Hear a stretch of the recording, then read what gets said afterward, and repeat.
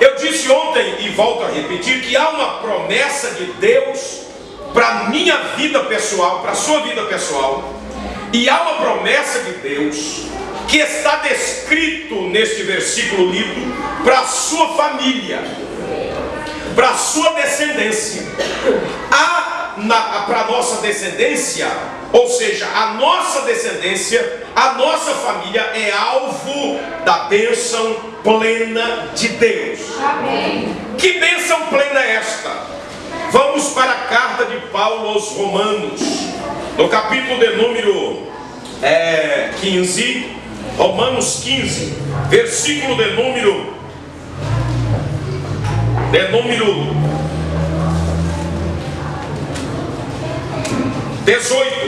Porque não ousarei discorrer, dizia Paulo, sobre coisa alguma, senão sobre aquelas que Cristo fez por meu intermédio para conduzir os gentios à obediência por palavras e por obra. Aqui começa a bênção plena do Evangelho. Por força de sinais, prodígios, pelo poder do Espírito Santo, de maneira que, desde Jerusalém e circunvizinhança até o Ilírico, eu tenho divulgado o Evangelho de Cristo, esforçando-me deste modo por pregar o Evangelho onde Cristo não for anunciado, não para edificar sobre fundamento alheio. Versículo de número 29. Ele diz: eu bem sei que indo ter convosco, irei com a plenitude da bênção do Evangelho de Cristo. Amém. Plenitude. Esta plenitude, ela está sobre nós. Esta plenitude do Evangelho de Cristo paira sobre nós como pessoa, como indivíduo, e paira sobre a nossa família. Amém. Olhando para o livro de Atos dos Apóstolos, capítulo de número 10, versículo de número 38, vejamos o que está escrito.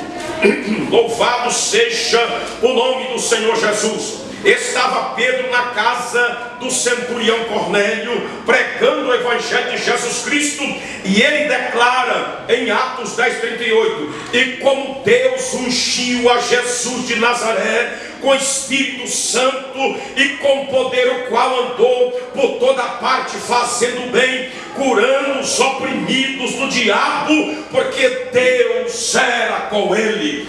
Este mesmo poder que esteve com Jesus para desfazer as obras do diabo e para abençoar, atendendo todas as demandas humanas, este mesmo poder está hoje à sua disposição. Se não, veja, o Senhor Jesus declara em Lucas 10:19: eu vos dou poder e autoridade para pisar serpentes e dominar toda a força do inimigo. No Salmo de número 110, a Bíblia diz: domina no meio dos seus inimigos. Dominar para quê? Dominar para conquistar tudo aquilo que é a promessa de Deus para a minha vida pessoal, para a sua vida pessoal e para a sua família. Amém. Agora, é necessário a gente acreditar nisso. É necessário a gente entender essa verdade. O povo de Israel, lá no tempo de Neemias, no copeiro Neemias, é necessário fazermos algumas considerações. Mesmo Deus tendo escolhido Israel para ser o seu povo, o povo de Israel estava no cativeiro. Por quê? Por desobediência. Então Neemias toma conhecimento do que estava acontecendo com seus irmãos em Jerusalém, e ele então resolve tomar uma atitude. Aleluia! Estava muitos no cativeiro, e aqueles que não tinham ido para o cativeiro estavam em Jerusalém em estado de miséria. Então Neemias, como líder, se posiciona como líder e toma atitude para fazer alguma coisa por sua família, por sua descendência, pelo seu país. E parte das famílias de Israel não estavam no cativeiro territorial, mas estava cativeiro na sua própria terra por causa da desobediência. E quando Neemias tomou conhecimento disso, ele resolve tomar uma atitude. Se não, veja, Neemias 1:1. as palavras de Neemias, filho de Acalias. E sucedeu que no mês de Quisleu, no ano 20º, estando eu em Susã, a fortaleza, veio Anani, um de meus irmãos, e ele e alguns de Judá, e perguntei-lhes pelos judeus que escaparam e que restaram do cativeiro acerca de Jerusalém. E disseram-me: os restantes que ficaram no cativeiro lá na província estão em grande miséria e desprezo, e o muro de Jerusalém fendido, e as portas queimado a fogo. Então Neemias toma conhecimento da situação dos seus irmãos, toma conhecimento da situação dos seus compatriotas, pega a situação que está vivendo o seu povo. Assim mesmo acontece em nossos dias. Há uma promessa de Deus para as nossas vidas, há uma promessa de Deus para a nossa família. Mas muitas vezes, a exemplo de Israel, que mesmo tendo sido escolhido por Deus como seu povo, mesmo tendo Deus nos escolhido a nossa família para ser dele, será que isso é verdade? Está escrito em Atos 16:31, se não me falha a memória, está escrito assim: crê no Senhor Jesus, serás salvo tu e a tua casa. A bênção da salvação, ela é plena, é salvação, libertação, cura divina e bênção da prosperidade. É a plenitude da bênção do Evangelho de Cristo. Mas a exemplo de Israel nos dias de Neemias, há muita gente nas nossas famílias, na nossa descendência, já nos dias atuais, que está completamente desestruturada. Está, em alguns casos, sem perspectiva, sem norte, não consegue olhar para o futuro, envolvidos em droga, em vícios, e alguns na vida do crime, adultério, prostituição, e aí vai. Mas sobre todos estes, ainda que estejam assim, sobre todos estes, há uma promessa de bênção de Deus para eles. Não importa como alguém da nossa família esteja, não importa quão caótico esteja parte da nossa família, há uma bênção de Deus sobre a nossa família. E nós, é mistério que nós queiramos ajudá-los. Mas muitas vezes a gente não tem para onde correr e não sabe mesmo como ajudá-los. Então Neemias nos ensina algumas coisas que eu quero compartilhar com vocês. Neemias era o copeiro do rei, mas ele se posiciona. A situação dos seus irmãos lá em Jerusalém era tão terrível que ninguém conseguia tomar uma atitude. A atitude vem de uma decisão. A decisão gera uma atitude, a atitude gera ação. Os seus irmãos vêm a Susã, aonde estava o trono do rei, e ele conta para Neemias o que estava acontecendo. A Bíblia diz que Neemias tomou conhecimento dessa situação e ficou em pranto. Não sabia o que fazer no princípio, como às vezes nós não sabemos. Eu já conversei com pessoas, uma mãe chegou para mim e disse: ô pastor Walter, será que Deus tem salvação para o meu filho? Eu queria que Deus me desse uma revelação a respeito do meu filho, porque a situação dele é terrível, ele é muito difícil, se envolveu na vida do crime. Será que Deus tem bênção para ele? Eu digo: claro que tem, minha irmã. Eu não preciso nem pedir a Deus uma revelação extra. E eu li Atos 16:31. Então o seu filho está dentro da bênção do Evangelho de Cristo. É só precisa crer. Mas é interessante notar que no livro de Jeremias, Deus volta a falar disso. Capítulo 31, verso 16. Assim diz o Senhor: reprime a tua voz de choro e as lágrimas dos teus olhos, porque há recompensa para as tuas obras. Sabe o que Deus está dizendo? A oração, o clamor que tu tens clamado por tua família não é em vão. Ele diz assim: há recompensa para as tuas obras, porque os teus filhos voltarão da terra do inimigo. Glória a Deus para sempre. A esperança para o teu futuro. Quando Deus diz que a esperança para o teu futuro, Ele está falando: qual é o meu futuro? O meu futuro é a minha família. O meu futuro são os meus filhos. O meu futuro são os meus descendentes. Ele diz: a esperança para o teu futuro. O Senhor, diz o Senhor, porque os teus filhos voltarão para os seus territórios.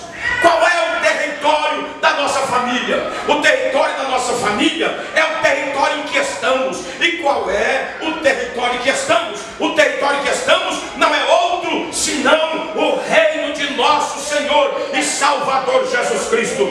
Quantos estão entendendo esse negócio e podem dar glória a Deus? Mas como eu disse, é preciso a gente tomar posição, tomar atitude. E Neemias nos ensina como cooperar com os nossos queridos. Que tipo de atitude temos que ter? Algumas atitudes práticas. Primeira atitude que Neemias teve: ele tomou conhecimento, ouviu com cuidado o relato dos seus irmãos. E ele toma pé da situação inteira. Para quê? Para a partir daí saber pedir orientação a Deus e saber como agir. A mesma maneira somos nós. Temos que fazer a mesma coisa. Quando eu ajustei minha vida com o Senhor Jesus, só eu estava na presença do Senhor. Ninguém mais da minha família, ninguém da família da minha esposa. De repente nós fomos perseverando, pedindo orientação a Deus, como é que a gente tinha que fazer. Foram se convertendo, um após outro, um após outro. Hoje quase toda a família é crente no Senhor Jesus. A minha sogra, católica, fervorosa, carismática, e ela já muito idosa, com mal de Alzheimer, já no estágio um pouco avançado. E eu fui visitá-la. Falei: Jesus, me dá uma estratégia para falar do Evangelho para minha sogra. Dá uma estratégia para minha esposa falar para ela a respeito do Evangelho. Então, chegamos lá e eu não consegui encontrar uma forma. Todo jeito que eu tentava falar, Deus dizia para mim assim: não diga nada. Ela só precisa ver quem você é. Se você falar para ela agora alguma coisa, não vai resolver. Olha aí a estratégia de Deus. Você tem que apenas testemunhar. E eu fiquei lá 10 dias. Nos 10 dias que eu fiquei lá, ela se impressionou com o meu comportamento. E com o comportamento da filha. Com o comportamento dos netos. Ela percebeu que os nossos filhos eram diferentes. Os nossos filhos, netos dela, eram diferentes dos outros netos que ela tinha. E nós íamos embora. Eu dizia: Deus, eu não consegui falar com a minha sogra a respeito do Evangelho. Eu tentei falar, todas as vezes que eu tentei falar, o Senhor me mandou me calar. O Senhor diz assim: porque eu sei como é que ela vai me ouvir. O que você precisava fazer, você fez. E a filha também católica carismática, a filha do meio, que morava vizinho dela, todo dia 6 horas da tarde, a filha ia lá rezar com ela, orar com ela.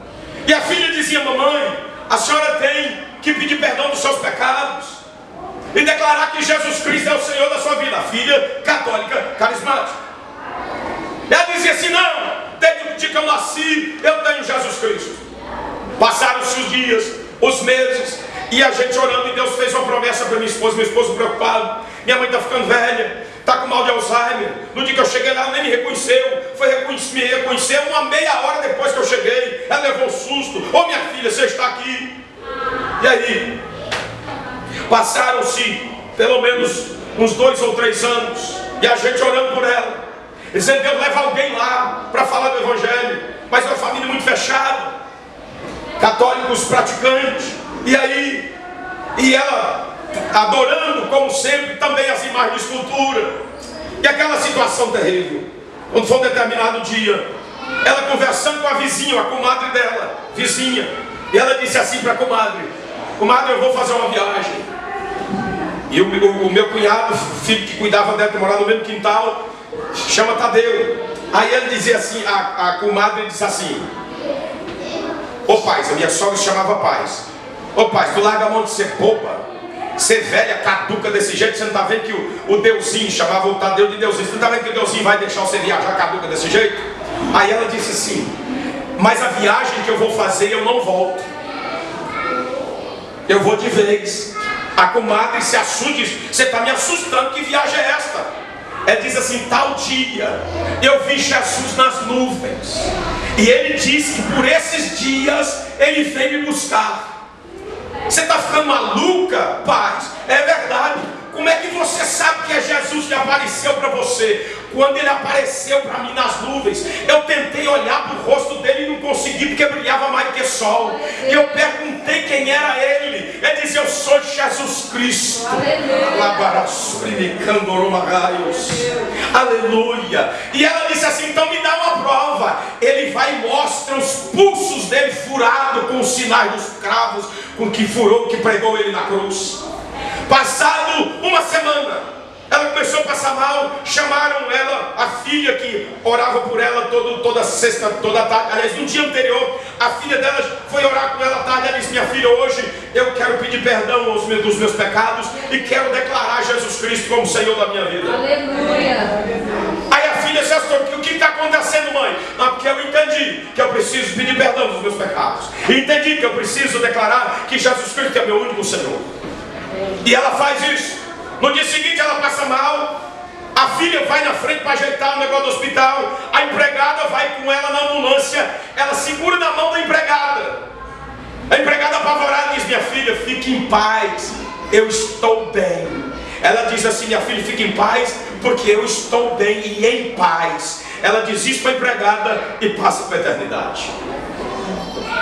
Não importa que situação vive os teus entes queridos. Eu disse para Deus: dos meus parentes que estão vivos, eu não quero nenhum deles no inferno, custe o que custar. Eu quero todos salvos para a glória do teu nome e cumprimento da tua palavra na minha vida. Você tem que tomar posse disso, independente de quem seja o seu ente querido que esteja desestruturado, esteja sem perspectiva, esteja no caminho errado. Não importa, a bênção de Deus está pairando sobre ele. Aleluia.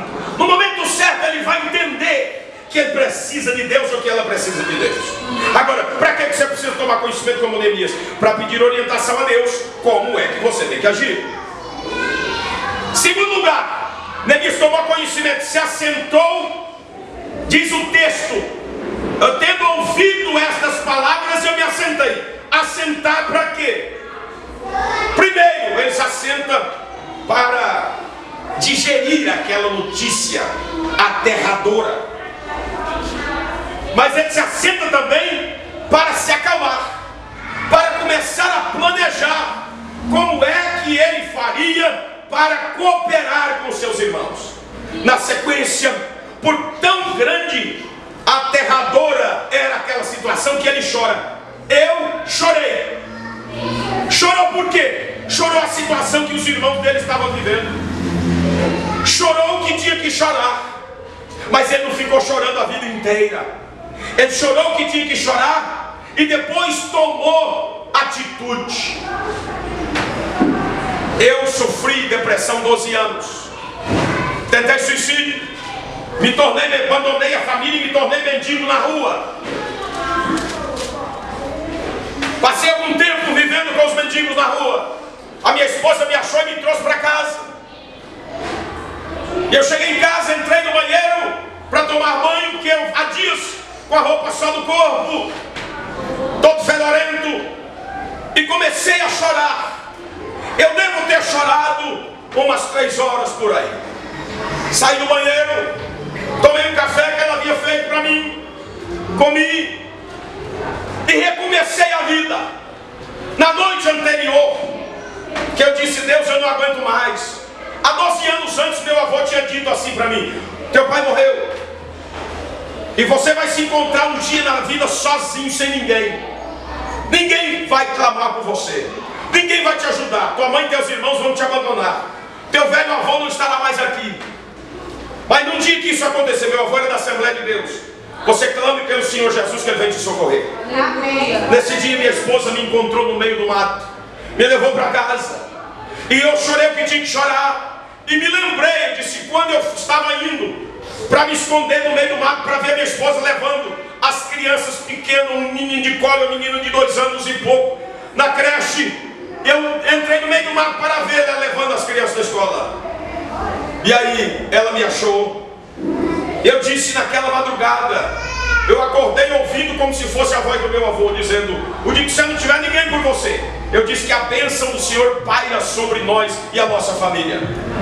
E então, essa palavra profética que meu avô tinha dito 12 anos antes, ela ecoa no meu ouvido de novo, numa madrugada em torno de 3 horas da manhã. Eu me levanto, vou para ver a minha família pela última vez, de dentro do mato que tinha na frente da escola, e depois dali para frente ir embora para a Venezuela de carona e morrer por lá. Eu morava no estado de Roraima, divisa com a Venezuela. E a minha esposa me encontra, e eu vou para casa, choro o que eu tenho que chorar. Eu preciso tomar uma atitude. Na época eu já era consultor de empresa, de consultor de empresa a mendigo, de empresário a mendigo. E aí eu saí de Boa Vista, Roraima, e fui para uma cidade vizinha tentar fazer uma consultoria na Petrobras. Na época tinha um amigo, que eu fui gerente de abastecimento do aeroporto internacional de Boa Vista, então eu tinha conhecimento com o pessoal da Petrobras e fui tentar ministrar uma das preleções que eu tinha na Petrobras, e consegui. E ali recomeçou a minha vida. Olha eu aqui hoje, olha para mim. Eu tenho cara de mendigo? Eu tenho traços de que fui mendigo, cachaceiro algum dia? Não. Você sabe por quê? Porque independente do que eu passei, havia uma promessa de Deus sobre a minha vida. E por causa do meu exemplo e da minha esposa, a maioria, mais de 80% hoje da nossa família é crente no Senhor Jesus. Por causa do nosso exemplo. Então, Neemias chorou por causa da situação, mas ele percebeu que também só não adiantaria ficar chorando o tempo inteiro. E ele tomou outra atitude. Lamentei por alguns dias. Lamentou o quê? Diante de Deus. Deus, eu lamento os nossos pecados diante de ti. Eu lamento, ó Deus, os pecados que nós pecamos contra ti. Eu me incluo nesses pecados, ó Deus. Eu e a minha família pecamos contra o Senhor. A nação de Israel pecou contra o Senhor. Está escrito isto a partir do versículo de número 6. Ele começa a orar ao Senhor e pedir perdão pelos pecados da nação de Israel, da sua família e dos seus irmãos. E pedir perdão pelos seus pecados. Tome uma atitude.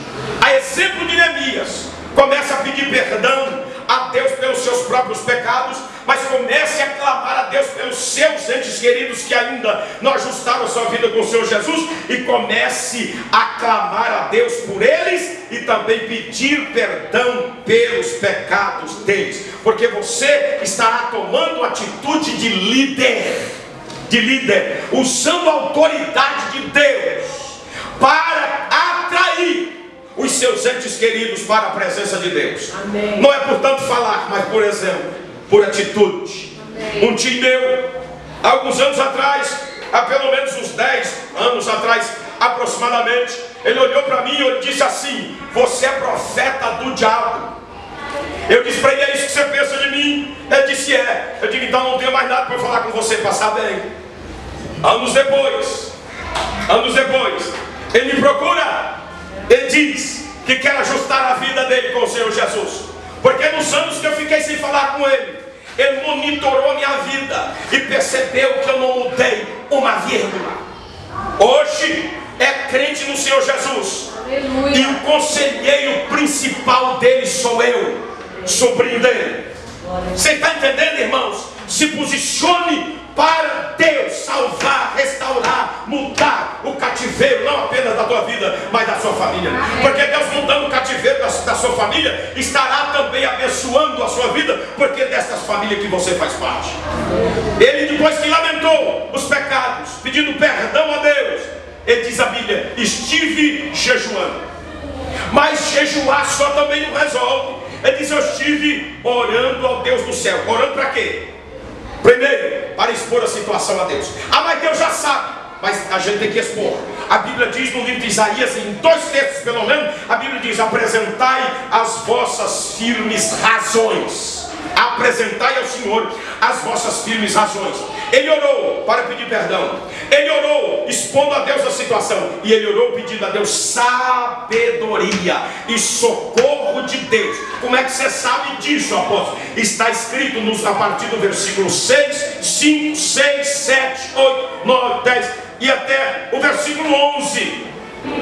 Ele faz esta oração pedindo socorro a Deus, pedindo perdão, expondo a situação e dizendo a Deus, lembrando a Deus da palavra que ele tinha dito ao profeta Moisés a respeito do povo de Israel.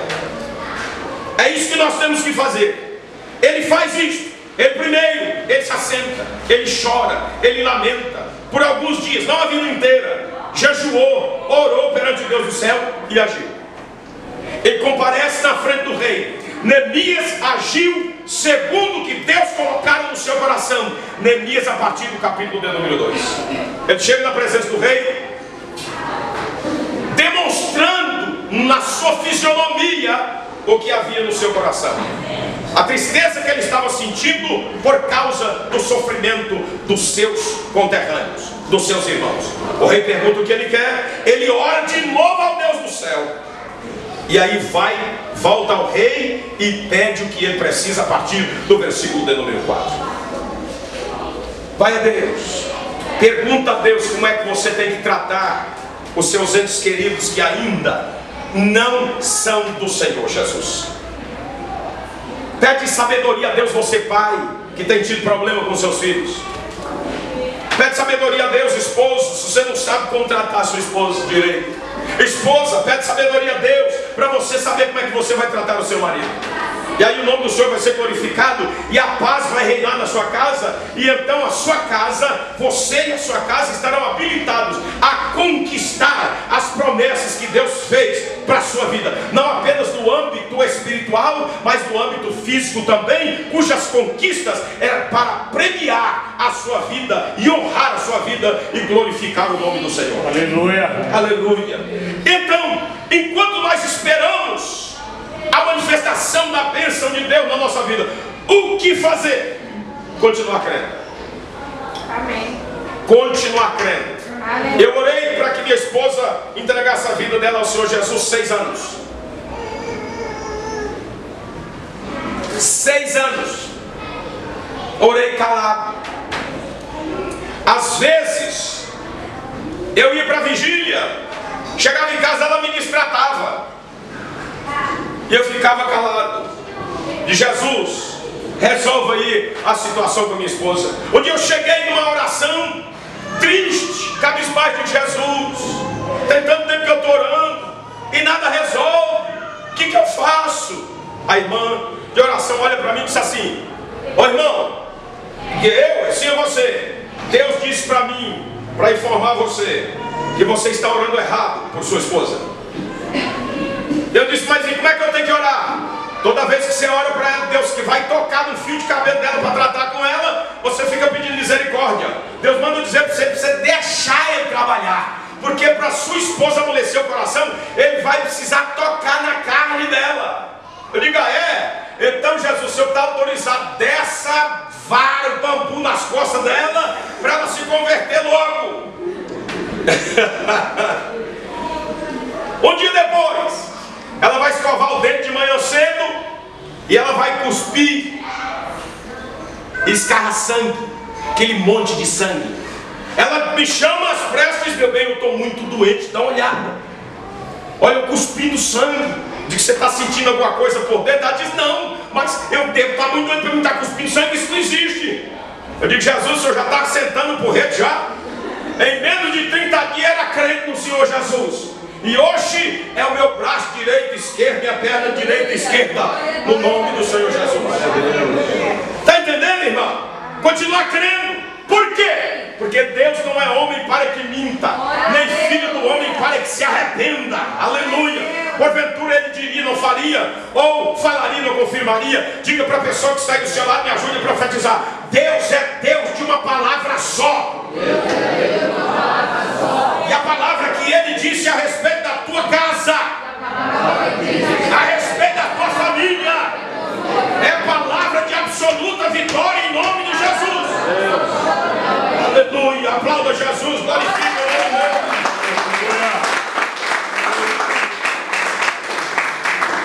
Eu disse que Deus é de uma palavra só. Isaías capítulo 14, versículo 24. Ele diz: o Senhor jurou dizendo, como eu pensei, assim sucederá. Como eu determinei, assim se efetuará. Aleluia. Glória a Jesus. Porque o Senhor nos exércitos determinou quem validará, e a sua mão estendida está. Quem pôs para voltar atrás? Isaías 14, 27. Mas o que é que Deus disse a meu respeito? Jeremias 29, 11. Eu pensei os pensamentos que eu penso de vós, pensamento de paz e não de mal, para vos dar o fim que esperais. Enquanto você espera, aleluia, a manifestação de Deus na vida dos seus entes queridos, continue crendo, porque Deus é Deus de uma palavra só. Aleluia. Louvado o nome do Senhor. Como é que o Senhor sabe disso? Ele diz: eu derramarei do meu espírito sobre a tua posteridade, e a minha bênção sobre os teus descendentes brotarão como erva e como salgueiro junto a ribeiro de água. Glória a Deus. Continuar crendo e agindo, fazendo o que você pode, fazendo o que você pode por sua família, fazendo o que você pode pelos seus entes queridos, até o dia da manifestação de Deus, como se já tivesse nela. Filipenses 3,13, disse Paulo: não, quanto a mim, irmãos, eu não julgo que haja alcançado, mas uma coisa eu faço, é que me esquecendo das coisas que para trás ficam, eu vou avançando para aquelas que estão diante de mim, prosseguindo para o alvo, pelo prêmio da soberana vocação de Deus em Cristo Jesus. Jesus Cristo te vocacionou para você ser vitorioso. Jesus Cristo vocacionou a sua família, os seus entes queridos, para experimentar a plenitude da bênção do reino dele na terra, enquanto peregrinos e forasteiros. Se não, vejamos o que ele mesmo disse no Evangelho de João, capítulo 10, verso 9, ou capítulo 9, verso 10, diz assim: eu vim para que você tenha vida, e vida em abundância. Glória a Deus. Aleluia. E durante a caminhada até o dia da posse da bênção, o que fazer? Caminhar um dia de cada vez. Glória a Deus. Apóstolo, estou orando pelo um parente meu, tem 1 ano, tem 2 anos, tem 10 anos, não tem problema. Viva um dia de cada vez. Amém. Você vivendo um dia de cada vez, você não vai querer viver o amanhã antes dele chegar, e também não vai querer ficar preso ao seu passado. Ontem é ontem, a cada dia vivendo, a cada dia apoiado no Senhor, descansando no Senhor. Amém. Paulo diz aos Filipenses 4:6: não estejais inquietos por coisa alguma. Amém. Ante as vossas petições sejam em tudo conhecidas diante de Deus pela oração e súplica com ação de graça. E a paz de Deus, que excede todo entendimento, guardará os vossos corações e o vosso sentimento em Cristo Jesus. Amém. Aleluia. O sábio Salomão, no livro de Provérbios, capítulo 16, versículo 13, ele diz: confia no Senhor as tuas obras e os teus pensamentos serão estabelecidos. Glória a Deus. Aleluia. O Senhor Jesus, no Evangelho de Mateus, no capítulo 6, a partir do versículo 25, ele diz: não andeis cuidadosos quanto à vossa vida, pelo que haveis de comer, pelo que haveis de beber, e quanto ao vosso corpo, para o que haveis de vestir, porque não é a vida mais do que o mantimento, e o corpo mais do que o vestuário. Olhai para as aves do céu, que nem semeiam, nem cego, nem ajunta em celeiro, mas o vosso Pai Celestial os alimentos. Porventura não tem de vós muito mais valor do que elas? E qual dentre vós, com todos os seus cuidados, poderá acrescentar um côvado à sua estatura? Ele diz: todas essas coisas os gentios procuram. De certo o vosso Pai Celestial sabe que necessita de todas essas coisas. Deus sabe muito bem a promessa que Ele fez para você e a promessa que Ele tem para a sua família. Amém. Aleluia. E aí Ele completa dizendo: não inquieteis pelo dia de amanhã. O dia de amanhã cuidará de si mesmo. Cada dia basta o seu cuidado, um dia de cada vez. Amém. Glória a Deus. E há promessas para mim, para você, para os nossos entes queridos, promessas a curtíssimo prazo, promessas emergenciais, há promessas a curto prazo, há promessas a médio prazo e há promessas a longo prazo. Se uma promessa que Deus te fez, ela está demorando, você tem consciência de que a cada dia você está fazendo o que você pode e está fazendo certo, então chegue à noite, durma e vira para a parede, ronque e durma até amanhecer o dia, porque certamente esta promessa se não se cumpriu naquele dia, porque não era para se cumprir naquele dia. Mas pode ser que alguém esteja postergando a bênção por um comportamento inadequado. Mas se você está seguindo à risca aquilo que o Senhor determinou na sua palavra, se a bênção não se cumpriu hoje, ela poderá se cumprir amanhã. Se não se cumprir amanhã, ela vai se cumprir no dia que ela tem que se cumprir. Porque Deus é Deus de uma palavra só. E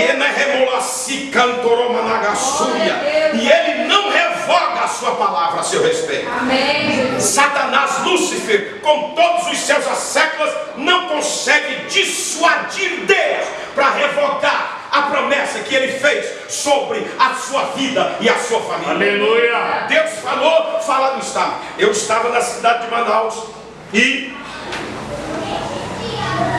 a minha base ministerial no Brasil é Manaus, Igreja Aliança com Deus.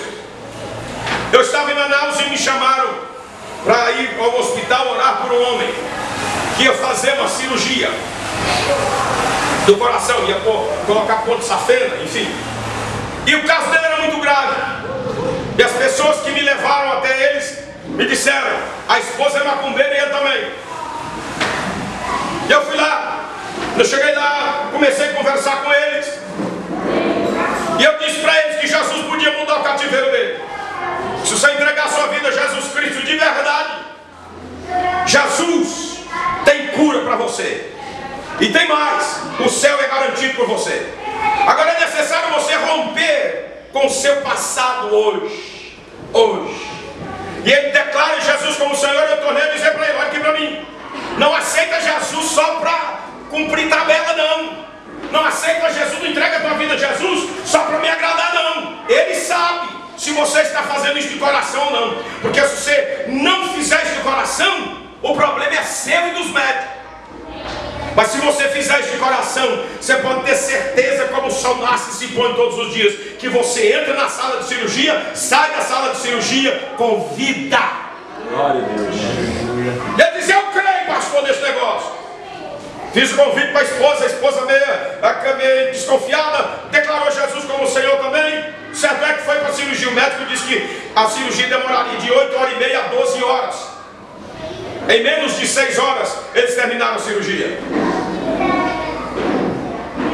2 dias depois o médico foi na visita normal.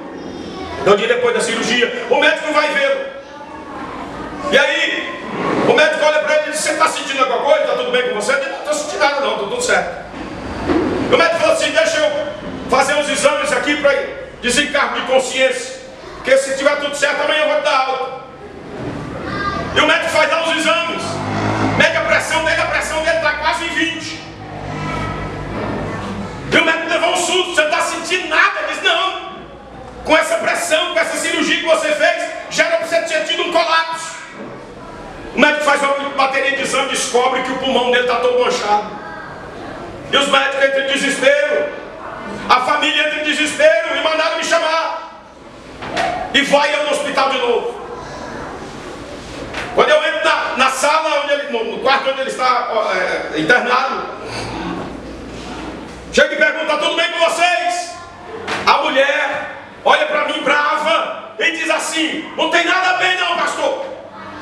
O senhor disse que meu marido ia sair daqui, não, ele está aí morrendo. Eu disse: minha senhora, olhe bem para mim. Eu não sei o que o diabo assoprou no seu ouvido, mas o que o diabo assoprou no teu ouvido cai por terra agora. O que prevalece é o que Deus falou. Amanhã o teu marido terá alta, e depois de amanhã prepara o café, que eu vou tomar café na sua casa. Glória a Deus. Eu digo: chama o médico e manda ele fazer os exames tudo de novo. Não deu nada. No outro dia ele foi para casa. Deus é Deus de palavra. Aleluia. Você só precisa crer. Amém. Aleluia. Eu quero que você me ajude a profetizar. Olhe dentro da pataca do olho de alguém e diz assim: Deus é Deus de uma palavra só. Aleluia. E a palavra que Deus tem a teu respeito, pastor Giovanni, é palavra de vitória. A palavra que Deus tem para a vida desta igreja é palavra de vitória e de prosperidade. Aleluia. Aleluia. Louvado seja o nome do Senhor Jesus. Aleluia. Então, o que é que a gente tem que fazer? Viver um dia de cada vez. Amém. Apóstolo, mas a ansiedade vem. Joga essa ansiedade nos pés do Senhor. Lançando sobre ele, disse Pedro, toda a vossa ansiedade, porque ele tem cuidado de vós. A nossa ansiedade, ela age porque a nossa expectativa é que Deus ia salvar o nosso ente querido ontem. É que Deus vai curar o nosso ente querido ontem. Não se esqueça que Deus tem tudo sob o controle dele. Aleluia. Qualquer que seja a situação, Deus tem tudo sob o controle dele. Isaías 64:4 diz assim.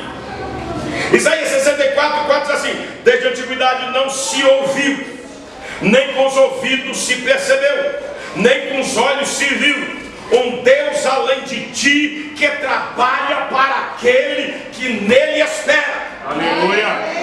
Nenhum rei na terra trabalha para os seus súditos. Os seus súditos é que trabalham para ele. O nosso Deus trabalha para nós. Nós só precisamos esperar nele. Aleluia. Glória a Deus. O que nós trabalhamos é para nós mesmos. Aleluia. Porque o que nós trabalhamos é exatamente promessa de Deus para a nossa vida, para conquistarmos o propósito que ele estabeleceu para nós. Agora a situação é: por que descansar no Senhor? Porque ele está conosco. Aleluia. Descansar mesmo. Como diz no Amazonas, descansar é como alguém que almoça lá no interior, ata uma rede na biqueira da casa e deita depois do almoço, vai embalar e vai dormir. Descansar no Senhor. Por quê? Ele diz, Isaías 41:10: não temas, porque eu sou contigo. Não te assombres, porque eu sou teu Deus. Eu é que te fortaleço, eu é que te ajudo, eu é que te sustento com a minha destra fiel, ou a destra de justiça. Ele diz: e eis que serão envergonhados e confundidos todos os que se indignarem contra ti, e tornar-se-ão nada os que contenderem contigo. Porque eu sou o Senhor, versículo 13, que te tomo pela mão direita e te digo: não temas, porque eu te ajudo. Assim sendo, persevere na luta pela conquista do que você almeja, do que a sua família almeja, focado única e exclusivamente na promessa de Deus. Por quê? Isaías 55:11 diz a Bíblia assim: a palavra que sair da minha boca não voltará para mim vazia, mas fará o que me apraz e prosperará naquilo que a designei. Glória a Deus para sempre. Persevere na luta pela conquista do que você almeja pessoalmente e do que você almeja para a sua família, com determinação, com determinação, com determinação, com persistência, com persistência, com perseverança. Focado única e exclusivamente na promessa que Deus te deu, porque a promessa que Deus fez a você é a sua possessão, é a sua bênção, é o seu opinião de Deus para a sua vida. Aleluia. Para você conquistar aquilo que Deus estabeleceu para você e para a sua família como promessa, não se prenda naquilo que você está vivendo hoje. Se prenda, foque na tua posse. A tua posse é a promessa de Deus para a sua vida, seja qualquer que seja ela, na área que for, para você como indivíduo, para você como pessoa, para você como líder da sua família e para a sua família também. Aleluia, glória a Jesus para sempre. Não foque naquilo que você está passando hoje, foque na promessa. O teu negócio não é com problema, o problema existe para ser resolvido, e você só vai encontrar a solução para o problema se você estiver focado na promessa, porque no bojo da promessa já está a solução do problema que você está vivendo hoje, da tribulação que você está vivendo hoje, como pessoa e como família. Amém. Aleluia. Lute para vencer os problemas que te afligem hoje, olhando para a promessa. Amém. O seu negócio é olhar para a promessa. Aleluia. A cada dia lute olhando para a promessa e para quem te fez a promessa. Aleluia. Crendo naquele, tendo a consciência que o que Deus falou a teu respeito vai se cumprir plenamente. Agora você precisa crer. Viva a cada dia tendo a convicção inequívoca de que a promessa que Deus fez para a tua vida, ela é real. Glória a Deus para sempre. Pastor, apóstolo, mas é uma promessa. Mas Deus diz na sua palavra: assim como eu pensei, sucederá. Assim como eu determinei, assim se efetuará. Então a promessa dele não é a promessa de Barack Obama, não é a promessa do apóstolo Walter Fiel. A promessa dele é lei para a sua vida. É por isso que o escritor do livro aos Hebreus, capítulo 11, versículo 1, diz: a fé é o firme fundamento das coisas que se espera. Eu espero a promessa de Deus para a minha vida. Eu espero o propósito de Deus para a minha vida. E convicção de fatos que não se vê. Eu não vejo, mas creio. Creio porque alguém me prometeu. E quem me prometeu não foi homem. Quem prometeu foi o meu rei. Rei dos reis e Senhor dos senhores. É nisso que você precisa crer. Aleluia.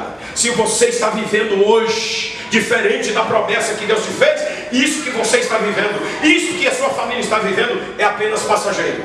Isso é temporal. Nenhuma tempestade vem para ficar a vida inteira. A tempestade vem e provoca alguns estragos. Mas saiba de uma coisa: na reconstrução, a reconstrução sai melhor do que antes da tempestade. Vocês podem ver lá nos Estados Unidos, aonde passou o furacão Katrina, os lugares onde foi reconstruído melhor do que a primeira construção. Na cidade da Itália, que houve um grande terremoto em 2008, já foi reconstruído melhor do que as casas que lá havia. Houve há poucos dias um terremoto de novo na Itália. Vocês podem ter certeza que a reconstrução daquelas casas será muito melhor. Aleluia. A tribulação nos ensina lições importantes para o nosso futuro. A tribulação não vem para nos destruir. A tribulação vem para nos preparar. Preparar para quê? Para que estejamos forjados e habilitados para se relacionar mais a miúde com Deus e para conquistar aquilo que Ele estabeleceu para nós como propósito e como promessa. Agora é necessário você ter consciência plena disso e tomar posse da sua bênção e da sua vitória. Olhar pela fé, ver pela fé, é a capacidade de você vislumbrar a bênção antes de tê-la. Uma mulher em Curitiba sofreu um acidente de carro e foi para a cadeira de roda. Não, o médico disse que ela ia para a cadeira de roda. Ela não mexia as duas pernas. Ela disse para o médico assim: o médico, foi um trabalho de psicólogo para ela se acostumar com a cadeira de roda, se conscientizar que tinha mesmo que ir para a cadeira de roda. Ela disse para o médico assim: eu não vou andar de cadeira de roda, não vou andar de muleta, eu vou andar normal. Se eu não conseguir andar, eu vou voar, mas eu não vou andar nem de muleta e nem de cadeira de roda. E ela gostava muito de fazer caminhadas pela manhã. Ela pediu o filho dela para comprar um tênis novo. Ela só mexia da cintura para cima. Ela deitada na cama. Ela pediu para comprar um uniforme agasalho de educação física, daqueles agasalhos que ela usava para fazer caminhada. e mandou botar aquele agasalho num cabide pendurado na frente dela, e o tênis embaixo daquele uniforme, daquela roupa. Então todo dia de manhã ela acordava e fazia um exercício mental de estar se levantando da cama, acordando, se levantando da cama, indo até o banheiro, lavando o rosto, tomando banho, escovando os dentes, voltando, se vestindo, e tomar o seu café, indo fazer a caminhada e voltando. Ela fez esse exercício por um ano a fio. Quando foi um dia, ela se levantou sozinha, calçou o tênis, vestiu a roupa, calçou o tênis. Quando a família se assustou, ela já estava andando para tudo e quanto é lado. Aleluia. Por que que ela se levantou? Primeiro, porque creu em Deus. Segundo, porque ela creu de maneira convicta que ela ia voltar a andar, independente do que o médico dizia, independente das circunstâncias. Você não pode ficar preso às circunstâncias. Quem vê pela fé, vê pela visão. Se você olhar as circunstâncias da vida só com o olhar carnal, só com os olhos carnais, os olhos carnais te prendem às circunstâncias momentâneas, porque os olhos carnais estão ligados à sua razão, e todas as circunstâncias vai cooperar, as circunstâncias humanas vai cooperar para o seu tropeço, vai cooperar para a sua derrocada, porque a razão vai dizer que você não vai conseguir, a razão vai dizer que é muito difícil, a razão vai dizer eu não tenho apoio. Mas se você olhar pela visão, a visão te transporta para o futuro, a visão te coloca junto da promessa, e quando você consegue vislumbrar a promessa, então você começa a tomar atitude hoje que te levará a viver, a conquistar e a viver a plenitude daquilo que Deus tem para a sua vida. E isso vale para você como indivíduo, e vale para você como família, em nome do Senhor Jesus. Amém.